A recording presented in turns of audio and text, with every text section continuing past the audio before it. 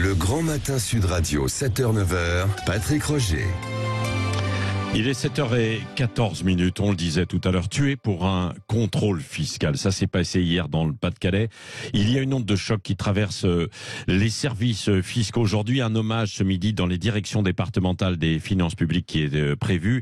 Frédéric Guin, vous êtes avec nous, directeur départemental des finances publiques justement dans le Gard. On imagine donc cet état de choc et de sidération dans les services des finances publiques après ce drame. Oui, le meurtre de notre collègue Ludovic Montuel, responsable d'une brigade dans le Pas-de-Calais, a évidemment bouleversé, et le mot n'est pas faible, n'est pas ni justifié, a bouleversé l'ensemble des agents des finances publiques de la France entière, évidemment. C'est évidemment d'abord un drame personnel. Et je veux surtout d'abord adresser aujourd'hui un message de soutien à sa famille, à ses proches, à ses collègues, et puis également un message de soutien à sa collègue vérificatrice qui l'accompagnait dans ce contrôle et qui, heureusement, elle, a eu la vie sauve. Oui, c'est ça.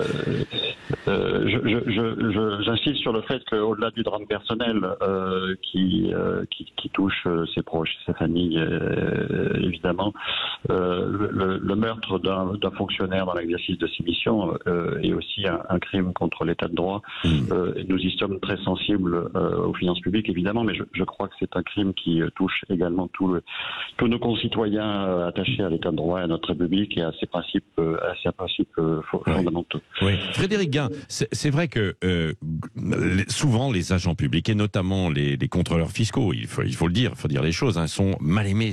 Ils sont en première ligne en plus. Parce que c'est un métier à risque, délicat. Est-ce qu'il existe des précautions, des méthodes à adopter justement lors de contrôles ?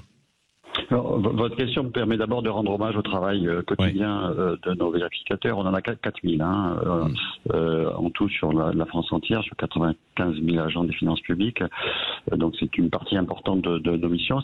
C'est un métier effectivement difficile, indispensable pour assurer le recouvrement d'impôts évidemment et surtout pour lutter contre la fraude fiscale et faire respecter le principe d'égalité devant l'impôt. Je rappelle ce principe fondamental qui est issu de la Déclaration des droits de l'homme et du citoyen et auquel je pense que l'immense majorité de nos concitoyens sont très attachés. C'est donc un métier difficile et en même temps qui se déroule de manière apaisée et normale dans l'immense majorité des cas. Ces contrôles sur place, en particulier dans les entreprises. En 2021, on en a réalisé près de 30 000 contrôles sur place et dans l'immense majorité des cas, ces contrôles se passent bien dans un climat apaisé. C'est jamais agréable d'être contrôlé pour une entreprise. Et c'est un métier effectivement difficile. Nos vérificateurs l'exercent avec à la fois un très grand professionnalisme technique, c'est un métier technique évidemment, mais aussi avec un grand sens, et je pense que nous avons sur ce plan beaucoup progressé, des relations humaines, parce qu'un contrôle qui se passe bien, c'est un contrôle où à la fin on a une acceptation des conclusions et on a tout intérêt à ce que la relation soit bienveillante. Oui, parce que c'est vrai, Frédéric Guin, vous intervenez souvent parce qu'il y a des choses qui ne vont pas. Dans le cas de ce qui s'est passé dans le Pas-de-Calais, on sait qu'il y avait des problèmes personnels d'un côté de cette personne, séparation, financier. Il était connu de la justice pour des faits de violence. Donc, évidemment, pour les agents du fisc qui se déplacent sur le terrain dans ces conditions, c'est encore plus à risque, quoi. Alors, il y a effectivement des circonstances, des dossiers particuliers, sensibles, complexes, qui imposent sans doute des précautions particulières. En l'occurrence, ça avait été le cas puisque dans la plupart des cas, les vérificateurs se déplacent seuls dans une entreprise. Alors, en l'occurrence, en l'état actuel de ce que je sais, ils y étaient allés à deux. C'est sans doute le signe d'une précaution particulière. Et évidemment, ces précautions sont prises chaque fois que nécessaire.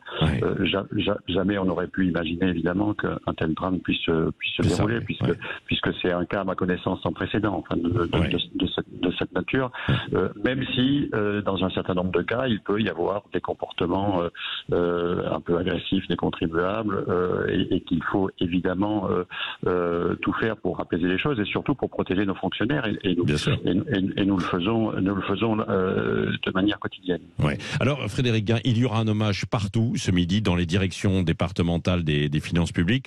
Comment vous allez-vous l'organiser dans le Gard ?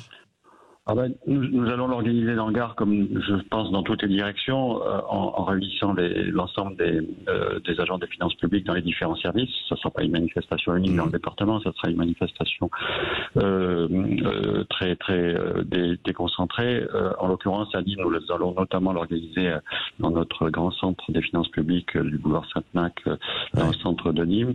Madame la préfète m'a indiqué hier soir qu'elle souhaitait participer à cet hommage et j'y étais évidemment très sensible parce que c'est une bonne manière aussi de montrer à tous nos agents que c'est un sujet qui ne concerne pas que les finances publiques et ses agents, mais qui concerne plus généralement tous les fonctionnaires, évidemment.